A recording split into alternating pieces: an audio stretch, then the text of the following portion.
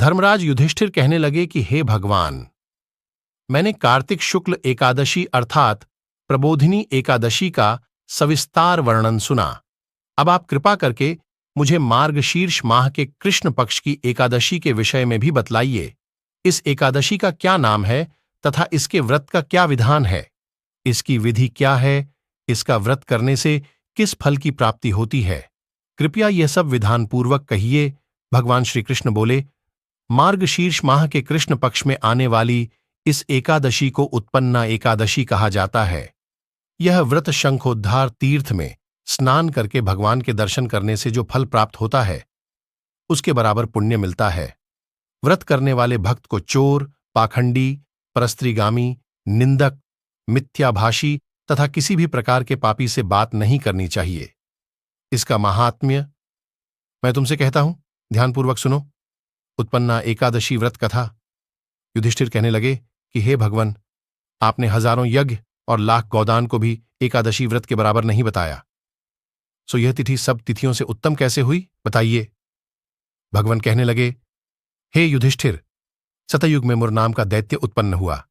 वह बड़ा बलवान और भयानक था। उस प्रचंड दैत्य ने इंद्र, आदित्य, वसु, वायु, अग्नि आदि सभी देवताओं को पराजित करके भगा दिया। तब इंद्र सहित सभी देवताओं ने भयभीत होकर भगवान शिव से सारा वृत्तांत कहा और बोले, हे कैलाशपति, मुर दैत्य से भयभीत होकर सब देवता मृत्युलोक में फिर रहे हैं। तब भगवान शिव ने कहा, हे देवताओं, तीनों लोकों के स्वामी, भक्तों के दुखों का नाश करने वाले भगवान विष्णु की शरण में जाओ, वे ही तुम्हारे दुखों को दूर कर सकते हैं। शिवजी के ऐसे वचन सुनकर सभी देवता क्षीर सागर में पहुंचे। वहां भगवान को शयन करते देख हाथ जोड़कर उनकी स्तुति करने लगे कि हे देवताओं द्वारा स्तुति करने योग्य प्रभु, आपको बारंबार नमस्कार है। देवताओं की रक्षा करने वाले मधुसूदन, आपको नमस्कार है। आप हमारी रक्षा करें। दैत्यों से भयभीत होकर हम सब आपकी शरण में आए हैं। आप इस संसार के कर्ता, माता पिता, उत्पत्ति और पालनकर्ता और संहार करने वाले हैं। सबको शांति प्रदान करने वाले हैं। आकाश और पाताल भी आप ही हैं। सबके पितामह ब्रह्मा, सूर्य, चंद्र, अग्नि, सामग्री, होम, आहुति, मंत्र, तंत्र, जप, यजमान, यज्ञ, कर्म, कर्ता, भोक्ता भी आप ही हैं। आप सर्वव्यापक हैं। आपके सिवा तीनों लोकों में चर तथा अचर कुछ भी नहीं है।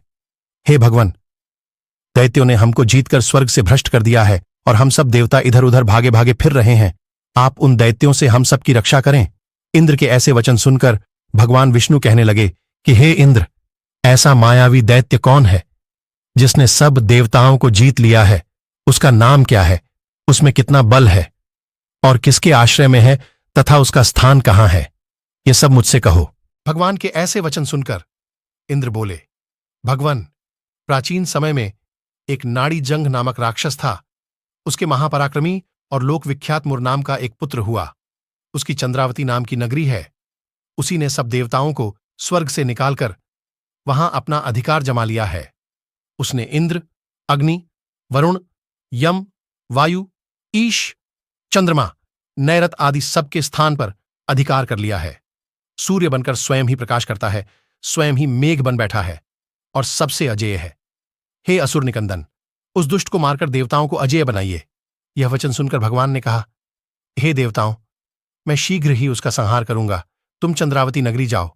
इस प्रकार कहकर भगवान सहित सभी देवताओं ने चंद्रावती नगरी की ओर प्रस्थान किया। उस समय जब दैत्य मुरसेना सहित युद्ध भूमि में गरज रहा था, उसकी भयानक गर्जना सुनकर सभी देवता भय के मारे चारों दिशाओं में भागने लगे। जब स्वयं भगवान रणभूमि में आए तो दैत्य उन पर भी अस्त्र शस्त्र आयुध लेकर दौड़े। भगवान ने उन्हें सर्प के समान अपने बाणों से बींध डाला। बहुत से दैत्य मारे गए, केवल मुर बचा रहा। वह अविचल भाव से भगवान के साथ युद्ध करता रहा। भगवान जो भी तीक्ष्ण बाण चलाते वह उसके लिए पुष्प सिद्ध होता। उसका शरीर छिन्न भिन्न हो गया, किंतु वह लगातार युद्ध करता रहा। दोनों के बीच मल्ल युद्ध भी हुआ। 10,000 वर्ष तक उनका युद्ध चलता रहा, किंतु मुर नहीं हारा। थककर भगवान बद्रिकाश्रम चले गए। वहां हेमवती नामक सुंदर गुफा थी। उसमें विश्राम करने के लिए भगवान उसके अंदर प्रवेश कर गए।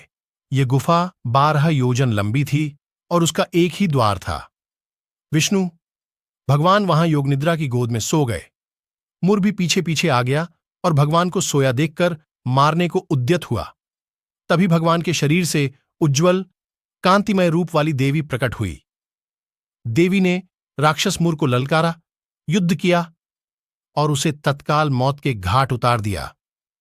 श्री हरि जब योगनिद्रा की गोद से उठे तो सब बातों को जानकर उस देवी से कहा कि आपका जन्म एकादशी के दिन हुआ है, अथ आप उत्पन्ना एकादशी के नाम से पूजित होंगी। आपके भक्त वही होंगे जो मेरे भक्त हैं। यदि आपको हमारे द्वारा दी गई जानकारी अच्छी लगी हो तो वीडियो को लाइक और चैनल को सब्सक्राइब करिए। धन्यवाद।